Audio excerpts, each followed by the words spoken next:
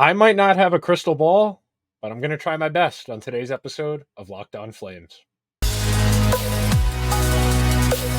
You're Locked On Flames, your daily podcast on the Calgary Flames. Part of the Locked On Podcast Network, your team every day.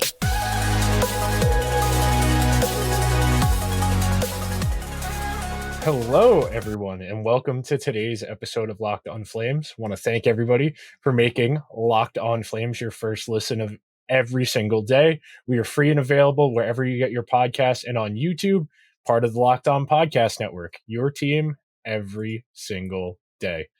I'm holding it down today. Nick Serrar is here to talk a little bit about the unknown, because we are still in the late stages here of the preseason. There's a couple more games, varying what team we're talking about, how many games they have left, what they're trying to accomplish, who's going to get spots on teams, that kind of thing. So naturally, I'm going to put my forecasting hat on here, this Dale Earnhardt hat. I'm going to put my forecasting hat on here and try and come up with a prediction for every single player on the team and the coach as well. I've got one prediction for every single one of these guys. It's very straightforward today, broken down into forwards, defense, coaching, and goaltending. Each prediction will be associated with a player. In the case of Ryan Huska, we will do one specifically for Ryan Huska. Let's get on into it. There's no point in dilly-dallying. There's a lot of ground to cover when you got to do something about every single player. I am inclined to go on tangents, unfortunately, just because that's the way my brain works. But let's get rolling. Number one, the first player we have predictions for, like I said, they're broken up into forwards, defense, coaching, goaltending. So forwards, first prediction, Jonathan Huberdeau, significantly more comfortable in year number 2 as a Calgary Flame. Leads the team in points, somewhere, I want to say 79, 80 points. Close to a point per game. Not what he was 2 years ago in Florida, but a lot more comfortable, better environment, hits the ground a little bit faster than he did last year. Strong start, leads the team in points. Number 2, Elias Lindholm. Lindholm agrees to an extension, a long-term extension with the Flames, that nobody feels particularly good about. It's going to be for a little bit more money than he's worth, for term, probably a little bit longer than anybody's comfortable with. But the Flames don't want to take a step back, so they are going to spend this money. They are going to keep a good, not great player. Everybody's going to feel weird about it, but a few years from now, when the salary cap is significantly higher, we won't feel as bad. But in the moment, there's going to be some sticker price shock on what Elias Lindholm's going to cost to stay as a Calgary Flame. Number 3, Andrew Mangiapane gets a little more shooting luck. This is somebody who lowest shooting percentage of his career in a full season last year in the single digits, somebody who shot at 18% the year before. And that team 2 years ago was significantly better than the one last year, but he's not that unlucky. Andrew Mangiapane, more shooting luck. He will finish with exactly 25 goals this upcoming season. Number 4, Igor Sharangovich, acquired from the New Jersey Devils for Tyler Toffoli. He will set a career high in points because he is going to play the most minutes of any season in his NHL career. Increased usage. He's going to sneak onto the power play at times during different points of the season. He will put up decent counting stats, and the shock of the trade probably won't wear off, but it won't look as egregious with the passage of time, because Sharangovich is going to put up pretty good counting stats as a Flame this year. Number 6, Matthew Coronato will finish with 21 goals, exactly the same amount Jerome McGinley finished with as a rookie, his rookie season. I think Coronato's release is arguably the best on the team already, and that's without a lot of NHL polish. I can see a world where Coronato becomes the team's volume shooter, especially without Tyler Toffoli, who was their one volume shooter last season. Next up, and some of these guys probably won't be on the roster, but this is going off of what Daily Faceoff has right now. Like, I have one here for Kevin Rooney, who the Flames announced today, like right before I started recording this, that he's not going to be able to start the season on time, and he's going to be out quite a little while. But Adam Ruzicka will become a regular on the Flames penalty kill for this season and the foreseeable future. He will go from about 10, 11 minutes a game up to 13 or 14 minutes a game as he carves out a spot for himself on the penalty kill. Next, Nazem Kadri will finish with exactly 29 power play points. He finished with 19. He had 8 goals and 11 assists last year. He will finish with 29 power play points. His counting stats will look significantly better because he will put up more stats on the power play. The Flames power play last year really struggled for extended periods of time. They didn't really have any shooters. They really opted for volume, looking for deflections and rebounds. And it's hard to score consistently that way because it requires so much effort and so much energy. And the power play is supposed to be when you're not taking it easy on the power play, but that's when you're supposed to kind of be imposing your will on the other team. And it's hard to do that when the bulk of your offense is point shots that aren't particularly dangerous because they're from so far away. Next up, Dylan Dubé will take a small step back and record exactly 12 goals after recording in the high teens the last couple of years. I think Dubé's a good player. I just don't think he will get as fortuitous of puck luck because he's not that great of a shooter. His offense comes from being around the net mouth, which is a little bit more high variance, and the results will change a little more for a guy who's that reliant on that type of offense. Next, Blake Coleman will carve out a spot for himself on the second power play unit and get himself over the 20-goal mark for the first time since he was a New Jersey Devil. Blake Coleman's a really solid player. He's got a similar toolbox to Mangiapane, to Dubé, to that type of player, to Michael Backlund, that type of player, Michael Backlund. I don't know why I said it that way. That was weird. Blake Coleman will finish with exactly 20 goals after getting a little bit more shooting luck and getting a role for himself on the team's power play.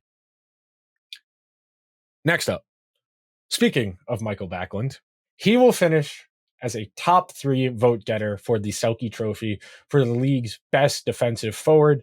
Without Patrice Bergeron to stifle the party, other players will have a chance to win that award.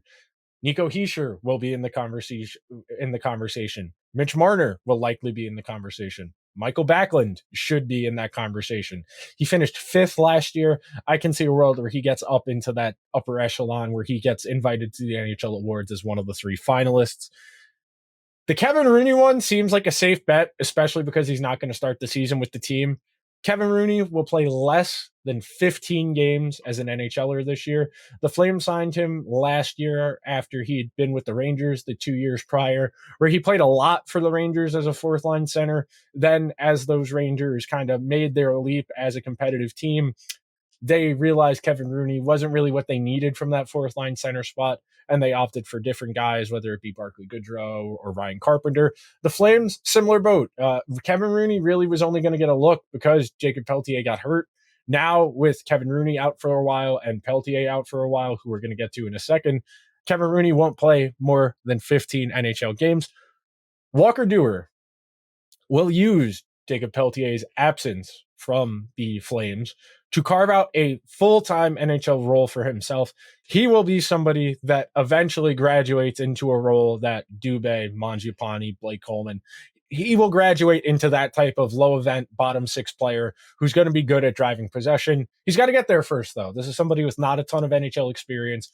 So let's get there, and then we can talk about what he can be going forward. But he uses the absence of Pelletier to carve out a spot for himself.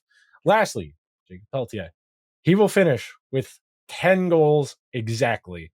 I think he's going to be out an extended period of time. We're talking December, maybe even January before he returns. It'll take a little while for him to get up to game speed. And from there, the Flames will figure out what to do with him. But I think I said before the season, if they got anything more than 10 goals from him, that would be great. If they get 10 goals from him in a limited bottom 6 role, you feel pretty good about that if you're the Flames. That would be a successful full rookie season in an environment where we can talk about growth as opposed to the coach not remembering what number he is. Before we move on and talk about the Flames and their defense and their goaltending, we have got to talk about our friends over at Indeed. Don't you wish you could draft your real life team like your fantasy football team? If you're building a roster to win it all, you need to use our friends at Indeed. Indeed is the hiring platform where you can attract, interview, and hire all in one place. Don't spend hours on multiple job sites looking for candidates with the right skills when you can do it all with Indeed. Find top talent fast with Indeed's suite of powerful hiring tools and get instant match assessments and virtual interviews. Hate waiting? Indeed's US data shows over 80% of Indeed employers find quality candidates whose resume on Indeed matches the job description the moment they sponsor a job. Something I love about Indeed is everything's all in one place. You can take the assessments, you can interview, and you can find jobs. Indeed knows when you're growing your business, you have to make every dollar count. That's why with Indeed, you only pay for quality applications that match your job requirements. Visit Indeed.com/locked on to start hiring now. Just go to Indeed.com/locked on, Indeed.com/locked on. Terms and conditions apply. Cost per application pricing not available for everyone. Need to hire? You need Indeed. Want to thank everybody for hanging out today on today's episode of Locked On Flames while I hold it down while Jess takes care of real life responsibilities. Moving along, using our fictional imaginary. If you're watching on YouTube, you can see I'm pretending I'm looking into a crystal ball right now. We're going to continue in regards to the Calgary Flames defense. Next up, we have Rasmus Andersson. I think Rasmus Andersson will be the Calgary Flames representative at the NHL All-Star Game. Andersson had a good argument for that last season. Kadri ended up going on their behalf. Andersson really kind of struggled down the backstretch of last season because of that injury he suffered in that scooter accident in Detroit. He admitted himself he rushed back before he was ready to play because he felt like he was letting the team down by not being available. I think Andersson really bounces back and solidifies himself into that upper echelon of NHL defensemen. I don't know if he'll ever put up the counting stats of a Dougie Hamilton, a Charlie McAvoy, Adam Fox, Cale Makar, Mikko Rantanen, Miro Heiskanen, or Quinn Hughes to get Norris consideration.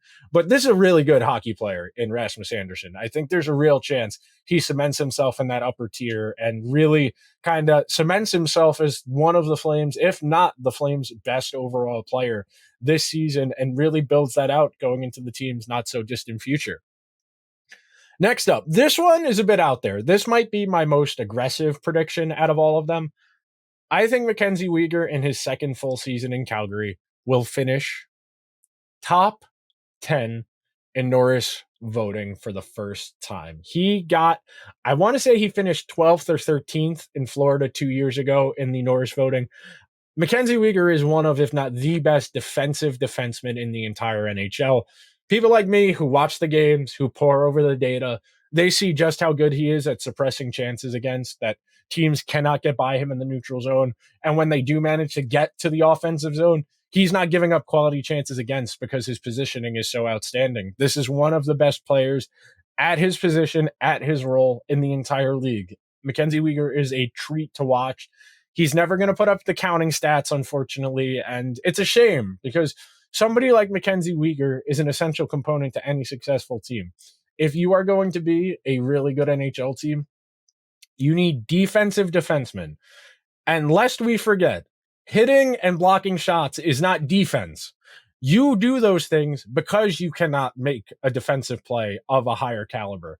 The best defensemen are the ones who the other team does not generate offense against. They are the ones that, as soon as there's pressure on them to make a play, they have superior positioning, they're able to use their stick, and they're able to transition quickly to offense. When you're blocking shots, when you're throwing body checks, you are leaving your position to make those things happen. You are taking yourself out of the play. Those are high leverage. Those are risky plays. But somebody like Weegar is so good with their skating, with their positioning. They're where they need to be. They don't need to block shots. They don't need to throw body checks. They are able to dispossess the other team of the puck and quickly transition back to offense. That is the upper echelon. That is what an elite defenseman does in today's NHL. They are turning the other team over, getting the puck, and transitioning to offense as quick as humanly possible. Next up, number 3. Noah Hanifin will be a Calgary Flame until the trade deadline, and he will get swapped in a player-for-player deal, meaning the Flames will keep Hanifin through the season. They will try and work out an extension. He will end up on another team. in the United States, and the Flames will get a roster player back. They will get a player who will step into their lineup right away. He will not get traded for futures. He will not get traded for a prospect. I would like to say I could see a world where Noah Hannafin stays, but this is a guy who's been pretty adamant about wanting to get back to the United States to play in the States. Somebody who's from the Northeast. I could see a number of teams. He is a really good. If Noah Hannafin is on your second pair, if he's your third best defenseman, you're a pretty good hockey team because frankly, he's really, really solid in pretty much every aspect of the game. But he doesn't really want to stay, and you can't force guys to stay. And it would be bad asset management to let Noah Hannafin leave in free agency because you thought you could keep him, and then you never got around to working out the kinks of finalizing that contract, and he moved on. The Flames can't afford to do that. Noah Hannafin's got a decent amount of value. You can get something good for Noah Hannafin. Next up, Chris Tanev is surprisingly traded at the deadline for futures. I think Chris Tanev going to a contending team or a team on the fringe for a first round pick, a second round pick, or like a third round pick and a prospect, I think that would be pretty good asset management for the Flames. I don't know. A lot of these predictions are based on the assumption that the Flames will be good, not a great regular season team. And that likely means they're open to making both additions and subtractions at the deadline, because it's not just about this year, it's about the foreseeable future. And Tanev is a good hockey player. He's a useful hockey player. He's exactly the type of player that on an expiring contract, contending and close teams will look to trade for because he does everything solidly. He's not elite at anything anymore. He was a really good defensive defenseman a couple years ago, but the injuries have accumulated. He only got in 65 games last year. I think there's a good chance they end up trading Tanev in season for a future, whether that's a good draft pick or a mediocre draft pick and a prospect. I think that would be good asset management for the Flames and their new general manager. Nikita Zadorov will finish top 5 in goals by a defenseman. Again, a lot of people didn't realize he finished 4th overall in 5-on-5 goals from defensemen. Nikita Zadorov is such a no, oh yes type of player when you're watching him play, because he makes really aggressive decisions with and without the puck, where he lines up for big hits, or he'll try and lead the rush as a defenseman skating out of his own zone and attack the net, which frankly the Flames need more of. They need more guys who are willing to take it to the net, and you would like Zadorov to kind of rein it in sometimes because he's such a risky and dangerous player in terms of when he's making those types of aggressive plays, he's more often than not leaving his defensive partner out to dry. But Zadorov is a third pair guy. He's pretty solid, and he showed you he has a decent finishing touch last season. Last up, Oliver Chillington will come out of the gate slow whenever he does start the NHL this season. But by the end of this season, everybody will feel good about the progress he's made, and he will be ready to hit the ground running for next season to solidify himself as a full-time NHL player, and he will be ready to go. But before we move on and talk about coaching and the goalies for predictions for those guys, we have got to talk about our friends at FanDuel. Snap into action this NFL season with FanDuel, America's #1 sports book. Right now, new customers get $200 in bonus bets guaranteed when you place a $5 bet. That's $200 in bonus bets, win or lose. If you've been thinking about joining FanDuel, there is no better time to get in on the action. The app is so easy to use. There's a wide range of betting options, including spreads, player props, over-unders, teasers, and so much more. Visit FanDuel.com/locked-on and kick off the NFL season. FanDuel, official partner of the NFL. Visit FanDuel.com and get in on the action. FanDuel is the official partner of the NFL. It's the only sportsbook I use. FanDuel is the most reliable. They have great promotions. They have great promotional opportunities. When there's a big game that's in a primetime window, the props will be good. They had very cleverly named props for Travis Kelce on Sunday Night Football this past week against the Jets. He didn't hit like any of them. He didn't have a particularly good game, which was fascinating. One of the more compelling games of the early NFL season. But yeah, FanDuel is the way to go when it comes to sports betting. Next up, we going to talk about the goalies and the coach.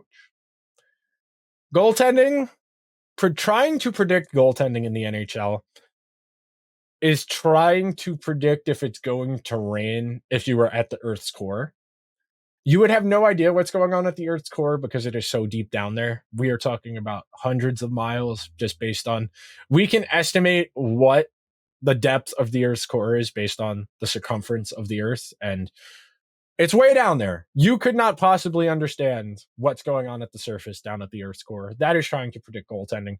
Goaltending in the NHL is the most fickle. Goaltending in the NHL is the most fickle position in all of sports. It is so high variance. It is so tricky to understand because of how much they are not in control. Goaltending is a environment induced position where so much of what happens around you determines what type of player you are. And goalies will have just bad luck seasons. And we're not talking about weeks, months. We're talking about entire bad luck seasons.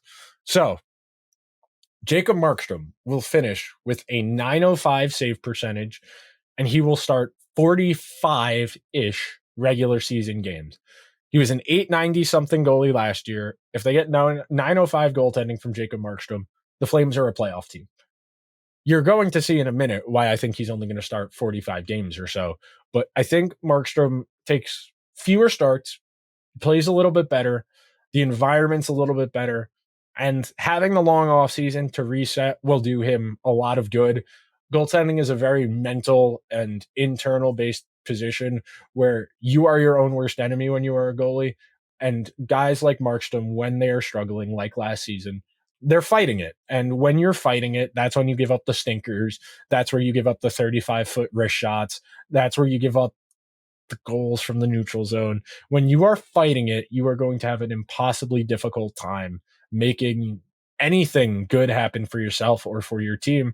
So I think Markstrom bounces back, not all the way back to what he was 2 years ago or what he was in Vancouver, but he becomes a middle of the market, 12th, 13th best goalie in the league type season. And that's a driving force in the Flames having a bounce back season. Next up, Daniel Vladar gets traded to the New Jersey Devils in January. I think by that point, the Flames will be ready to bring Dustin Wolf up to the NHL. The New Jersey Devils could stand to add a goalie. I know a lot of people have speculated UC Saros, Connor Hellebuck, Victor Askarov as the logical replacement for either Akira Schmidt or Vitek Vanacek in their goalie duo. The Devils seem pretty content for, at least right now, to ride with Vanacek and ride with Akira Schmidt. I think this is the year for the Devils to go all in, to go aggressive, but I don't think they're going to have the gumption to go out and trade for one of the elite goalies that's out there, whether it be Hellebuck or Saros. So they go for, let's raise our backup goalie ceiling. We think playing behind this team, we can make Daniel Vladar really good, and we're going to go for it this year. We want to be that 115 standings points, first in our division, get the wild card matchup out of the gate, and really push to win the Stanley Cup this year. I think Vladar in a tandem with a good goalie is pretty good, in all honesty. I know last year he struggled, but that was not just him. You saw what the same environment did to Markstrom, which is why I'm inclined to believe Vladar has a pretty solid first 2 months in limited work.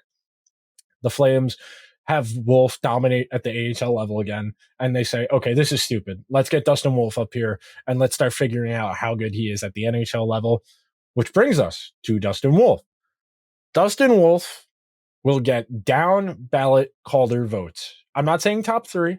I'm saying he will finish 7th, 8th in Calder voting. He will make something in the ballpark of 20 starts.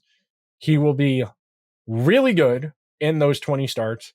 Him and Markstrom in tandem will be one of the best goaltending duos in the second half of the season because they will both be able to play off of each other. They will be able to manage their workloads.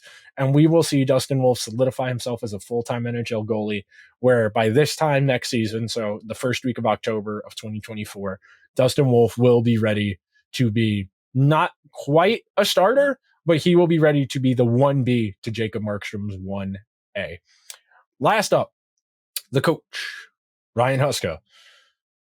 Huska's vibes are good enough to get the Flames back to the playoffs. Everybody feels good about the direction of the team in the short term, that they are not nearly as bad and unlucky as they were last season, that this team is the third or fourth best team in the Pacific Division. I think Edmonton and Vegas are clearly ahead of them. And then it's Calgary, Seattle, and LA for that third spot. I think the Flames can finish anything from third to fifth in the Pacific Division, and it wouldn't be a surprise. I think everybody feels pretty good about what Huska does this year. I think there's a good chance he gets some Coach of the Year buzz based on just the vibes being better and the team's results being better. They can't possibly be that unlucky again. They can't. There is no planet on which the Flames are that unlucky. Again, math doesn't work like that. And I know a lot of people say, well, it's not math, it's hockey. It's math. There are a wide range of outcomes. You think about the distribution, a range of distribution of 0 to 100%. Last year was like 100th percentile rare outcome where you can't lose that many games in overtime and that many 1-goal games. Again, you just can't. That's the way luck works. The Flames have a nice bounce back season. They make the playoffs, and Huska gets a lot of praise for the environment being better. So there you have it. One prediction for every single skater and the head coach. We will track back to this at the end of the regular season and see just about we'll see what my hit rate is. And I'm very hit or miss, frankly. I had a really good week 2 in the NFL. I want to say I was 11-3 against the spread. And then last week I was 4-8 against the spread. So we'll see. I like to think I know what I'm talking about when it comes to hockey. Most of these predictions are pretty reasonable. There's not really any crazy ones. Maybe Coronado for 21 goals. That might be a little bit ridiculous. But other than that, that'll just about do it for today's episode of Locked On Flames. And we will talk to you guys real soon.